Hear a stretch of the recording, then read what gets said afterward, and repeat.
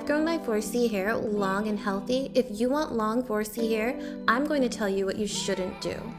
Okay, this is for all of my girls that cannot keep a hairstyle in for more than 2 days. Sweetheart, please, just try to keep your hairstyle in for 1 week. 1 week, just try to do it. Just 1 week. You can do it. The less you're manipulating your hair, the better.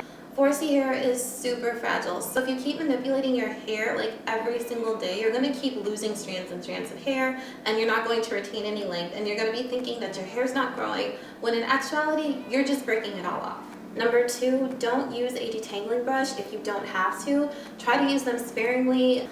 I probably use them at max twice a year, and that's only if I've left my protective style in for a really long time, and that's only after I've already gone in with my fingers, then a white tooth comb, and my hair is soaked in conditioner. When you use those detangling brushes, look at all of that hair in that brush, and I know you're probably thinking, oh, that's just shed hair that would have come on anyways. Sweetheart, please believe me when I tell you that it's not. I promise you there are a lot of people out there who have high density hair that have really thick hair but don't know it because they're ripping out all of their hair and they really think that they have thin hair, but they don't. But if you're somebody out here who's thinking about doing it, so what I would say is basically just compare how much breakage you get when you're using a detangling brush versus using a white tooth comb or your fingers. Do not over trim your hair. Your hair is not always going to be even all the time. Some hairs grow faster than others, and if you just keep trimming away, you're going to trim away your progress. It's really not necessary, and it's really not worth it. Do not silk press your hair often, if at all. If you see my heat damage story, you know that I do not recommend silk presses, but if you do want to do them, make sure that you use a lot of heat protectant. Make sure that you don't do them often. From my experience, a lot of the heat damage doesn't come from the first silk press. It comes from those times that you're touching it up, like during the week. That's usually when a lot of the heat damage occurs. I'm not saying that it can't occur during the initial silk press, but for me, I think I received a lot more heat damage when I was doing my touch-ups. So that's just a heads up if you do actually want to go ahead and silk press your hair anyway. So this is something that I see so many stylists doing, and I get it because when you're a stylist, your goal is to style your client's hair and style it in a way that they desire. One thing that just really makes me cringe is when people chase their flat iron with a fine tooth comb.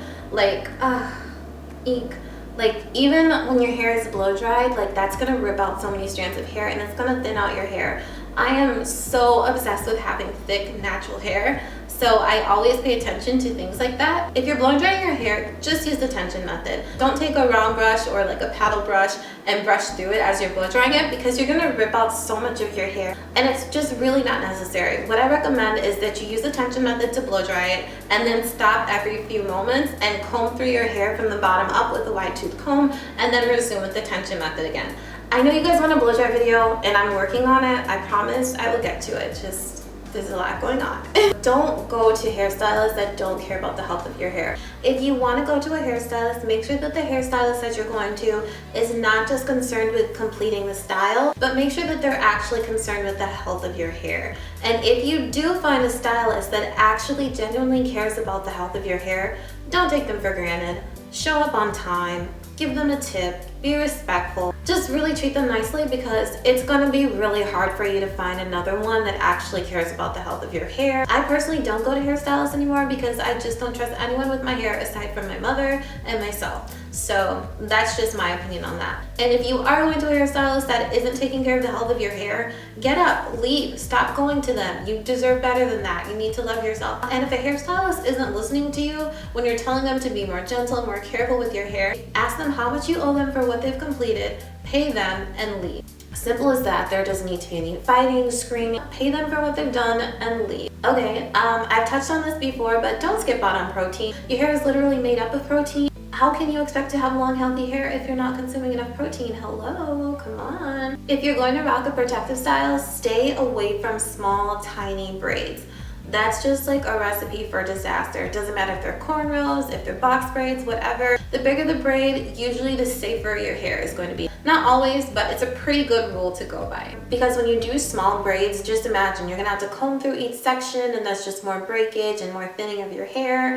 And then when you're detangling it, it's just gonna be a lot more difficult. So if you can, just try to stick with bigger braids. This is gonna be a little bit hard for girls that like to have really sleek and slick hair, but if you can, try to stay away from gel. It all kind of depends really, because for some people, gel's really not a bad thing, but for others, it's a really really terrible thing. You just kind of have to be honest with yourself, study your hair, and decide whether or not gel is a really bad thing for you or if it's an okay thing for you to use. Okay, and lastly, this is like a bonus one. Do not have a negative mindset. Don't talk about hair to people that have a negative mindset about their own hair, and definitely don't talk about hair to people that have a negative mindset about your own hair. It's just gonna bring negative energy and make you start to doubt yourself, and that's literally the last thing that you need. I cannot stress this enough. Just keep your hair goals to yourself, because sometimes people may even put doubt in you, not because they're being malicious, but simply because they don't believe in themselves. And because they don't believe in themselves, they don't believe in you. Sometimes it's not even like a personal attack on you as a person. It's literally just them putting their own mindset onto your goals. And you just really don't need that. So one thing that I don't like about these kinds of videos is when the person that's giving the information comes across very condescending and holier than thou, like they've never made any hair mistakes before. And I really just don't want to come across like that. So what I want to do is tell you all of the mistakes that I've made. Well, not all of them, because we'd be here forever, but I'm going to tell you all quite a few mistakes that I've made with my natural hair and even my relaxed hair. So in high school, I always had box braids, and I would get so tired of taking out my box braids that every time that I got to the nape, I would literally just rip it out. Like literally my hair would just stop like right here, and the rest of it was literally just like bald. And I didn't really care because you couldn't really see it unless I put my hair up, so yeah. And then when I started getting sew-ins, it got even worse because I'm very tender-headed. And every time I would get my sew-in done, I would literally just rip my hair out of the cornrows in my nape because it just hurt so badly. There was also a time where I was obsessed with that black pro style gel, and it can work for some people, but I would literally just put my hair in a bun, slick it back, and keep piling globs and globs of gel on it every single day. It was disgusting and terrible, and my hair was just broken off in so many places, especially the nape. Okay, so I think you guys got the point now. I've done horrible things to my hair, so don't feel bad if you've done any of these horrible things. Just make the corrections and do better next time. Alright, so I hope this has helped you all. If you have any questions, please feel free to leave them in the comment section below. I try my hardest to get back to every single question.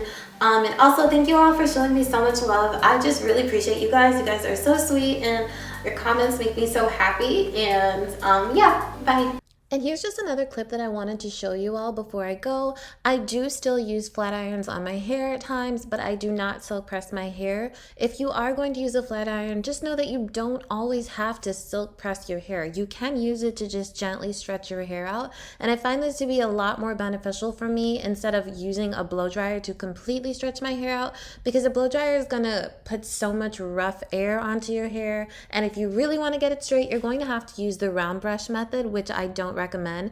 But if you just use a flat iron on a low heat setting and you comb through it with a wide tooth comb beforehand, I find that it gently stretches your hair out without causing a lot of breakage. As always, thank you all so much for watching. Bye.